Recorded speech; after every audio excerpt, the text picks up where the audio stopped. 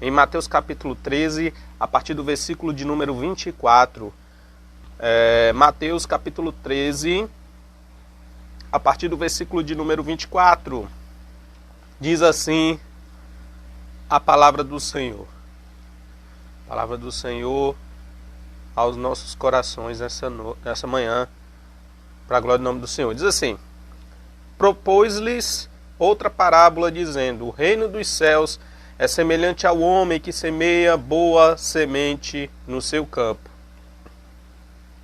Mas dormindo os homens, veio o seu inimigo e semeou o joio no meio do trigo. E retirou-se. E quando a erva cresceu e frutificou, apareceu o joio. Também o joio, né? E os servos do pai de família, indo ter com ele, disseram-lhes: Senhor, não semeaste tu no teu campo boa semente? Por que tem então joio lá? E ele lhes disse: o inimigo é quem fez isso. E os servos lhe disseram: queres, pois, que vamos arrancá-lo? Porém, ele lhes disse: não, para que ao colher o joio, não arranqueis também o trigo com ele. Deixai crescer ambos juntos até a ceifa. E por ocasião da ceifa, direi aos ceifeiros: colhei primeiro o joio e atai-o em molhos para o queimar, mas o trigo ajuntai no meu celeiro. Amém?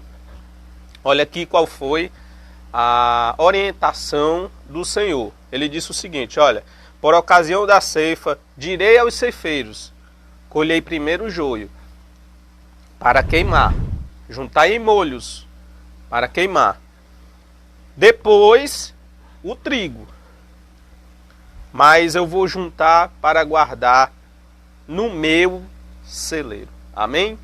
Glória a Jesus. Que é a conhecidíssima parábola do joio e do trigo, né? Irmãos, Jesus explicando essa parábola, ele diz o seguinte: olha, o reino dos céus é semelhante a um homem que semeia boa semente no seu campo. É semelhante a um homem. Que homem é esse que Jesus está se referindo, né? Que produz boa semente, que lança boa semente na terra, no campo, para poder produzir bons frutos. Sim, porque se a semente ela é boa, vai produzir bons frutos. Pelo menos é o que se espera, né? E uma boa semente é que produza bons frutos ali naquela safra. E a palavra do Senhor diz que quando todos se retiraram, depois que plantaram a boa semente, um inimigo se levantou. Um inimigo se levantou para poder colocar joio, né? Colocar a má semente. Colocar um fruto ruim ali no meio daquelas sementes boas que existiam, que foi plantado, que foi colocado ali. E o inimigo coloca o joio.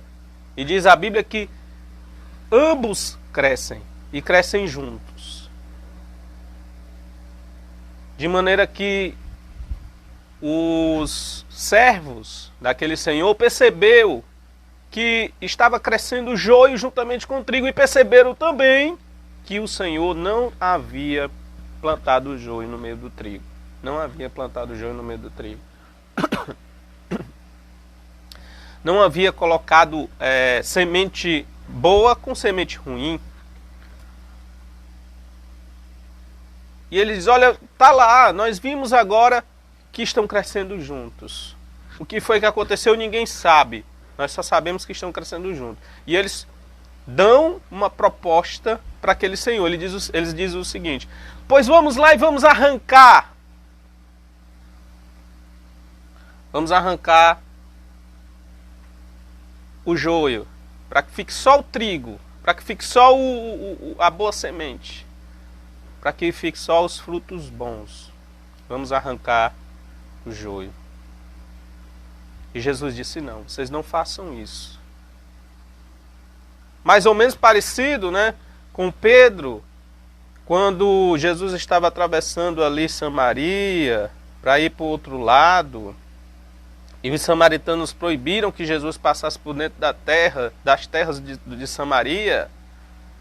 E Pedro, vendo aquilo, ele disse assim: Senhor, o Senhor quer que nós peçamos, o Senhor quer que peçamos fogo do céu para poder queimar os samaritanos?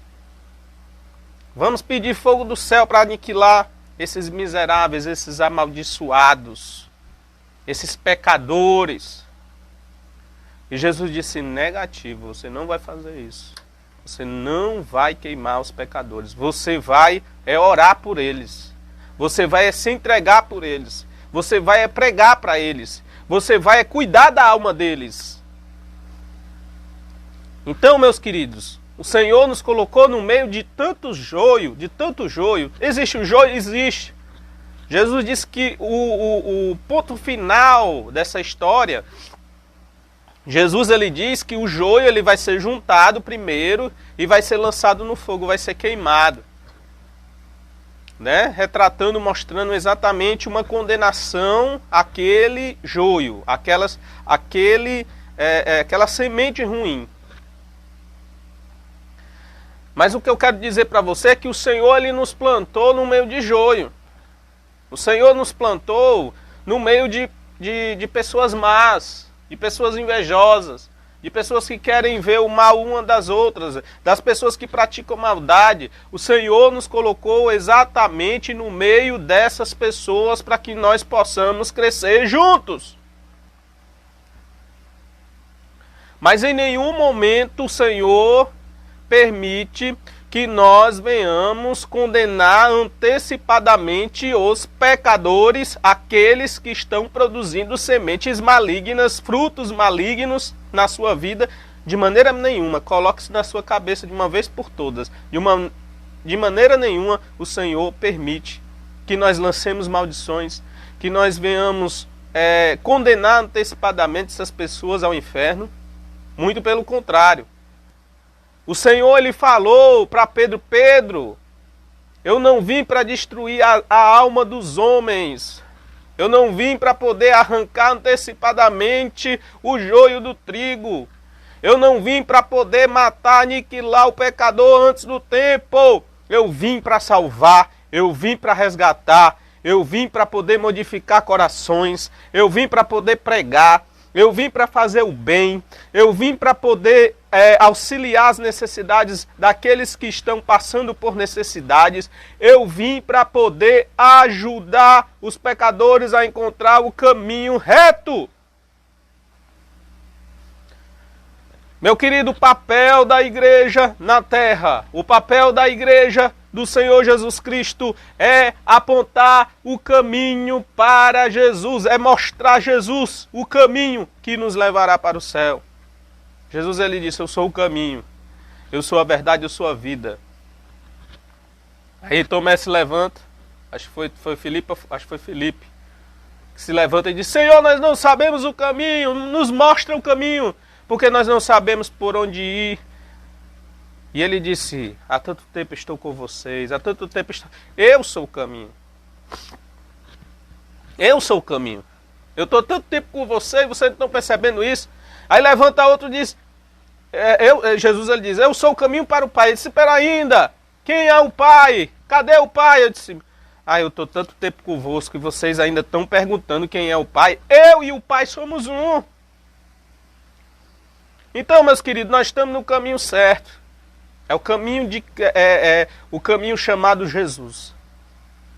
É o caminho chamado Jesus. Nós estamos no caminho certo. Mas isso não nos faz melhores do que ninguém. O fato de nós estarmos andando na verdade não nos faz melhores do que ninguém. O fato de estarmos fazendo a vontade do Senhor, o fato de nós estarmos entregando todos os dias, colocando sobre nós todos os dias a cruz e levar. Aquele que quiser vir após mim, negue-se a si mesmo, tome sua cruz e siga-me. Apesar de nós estarmos fazendo isso constantemente, isso não nos faz melhores do que aqueles que não fazem. Isso não nos faz melhores do que aqueles que estão fazendo ainda maldades aí no mundo. Sabe por quê? Porque nós estávamos também na mesma condição. Nós também estávamos na nossa maldade, praticando a vontade do nosso corpo, a vontade do nosso entendimento. Não é isso que fala lá, Efésios capítulo de número 2, a partir do versículo 1? Mas o Senhor diz lá, né? O Paulo diz lá, pela graça sois salvos. Nós somos salvos pela graça. Estávamos na mesma condição, irmão. Sabe por que a gente não pode condenar as pessoas a arrancar o joio antes do tempo? Porque nós estávamos também na mesma condição. Nós éramos joio também. Nós estávamos praticando a maldade e éramos considerados por natureza filhos da ira, porque nós éramos desobedientes a Deus. Nós estávamos praticando a mesma coisa, nós estávamos fazendo a mesma coisa e a graça nos alcançou. Sabe o que é que isso significa? Que eu não sou melhor do que ninguém. O irmão José está colocando aqui, conhecereis a verdade, significa que o Senhor deixou pronunciado que todos conhecem e vivenciassem essa verdade. Exatamente, nós precisamos viver essa verdade, para que as pessoas possam ver essa verdade, e essa verdade possa alcançar essas pessoas. Nós também não podemos impor, ou lançar fogo nos pecadores. Vamos lançar fogo, como disse Pedro, para poder aniquilar esses desgraçados, para podermos queimar esse joio. Não, não é o momento. Não arranque. Por quê, Senhor? Porque se vocês arrancarem o joio, vai vir o trigo também. E nós não queremos isso. Nós não queremos que o trigo venha junto com o joio. Então vamos esperar o momento certo. Ei, meu querido, existe o momento certo da condenação.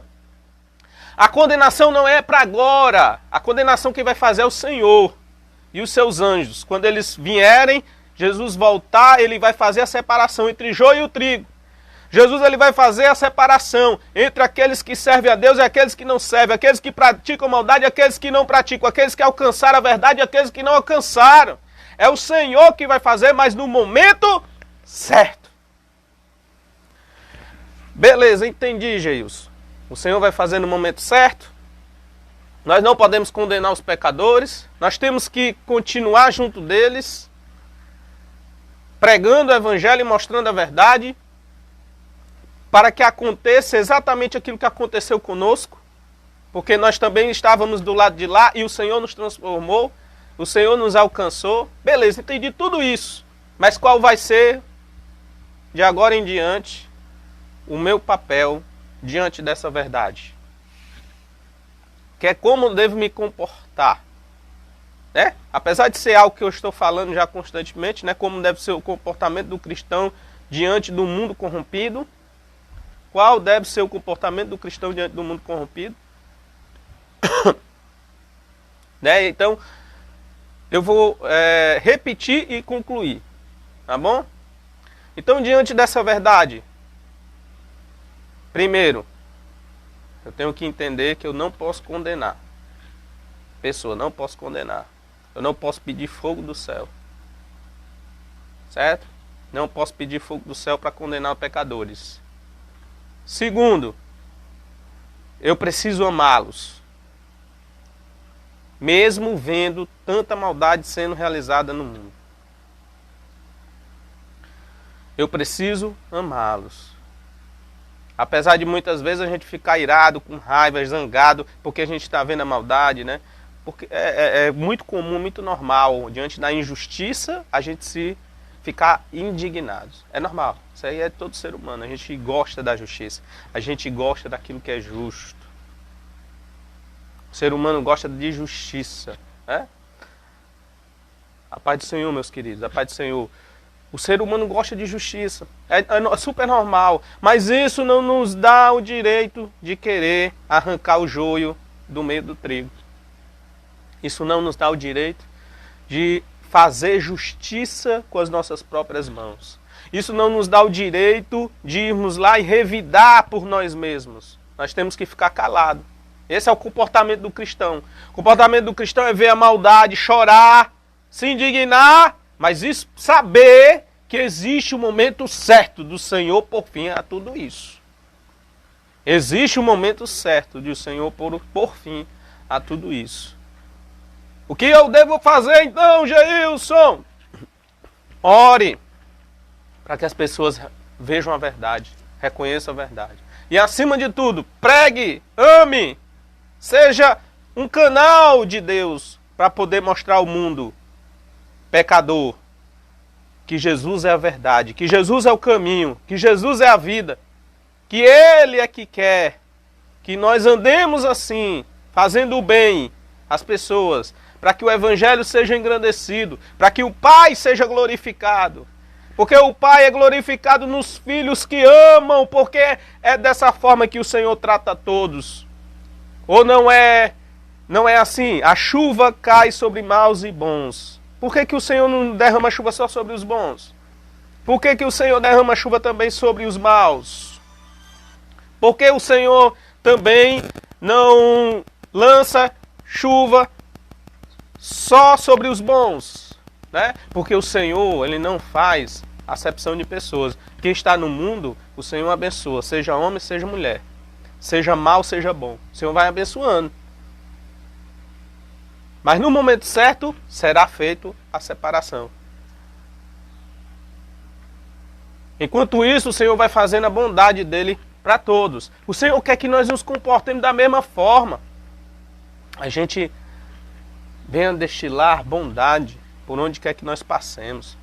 Que a gente possa dar um prato de comida para os nossos inimigos quando tiver necessidade. É assim.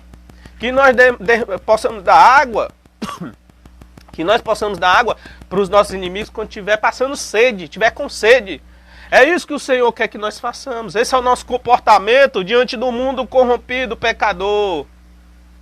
A gente se indigna, fica chateado, mas a gente para pensar e diz, não sou eu que vou fazer justiça. Chegará o momento certo da condenação. E quem vai realizar essa condenação? Deus. Irá fazer essa separação do joio e do trigo. O joio será queimado. E o trigo, aquele que for comprado no sangue do Cordeiro, será juntado para estar para sempre, para sempre no celeiro do Senhor. Nós estaremos para sempre com Cristo. Tá bem? Que Deus possa abençoar a sua vida, que Deus possa abençoar a sua casa,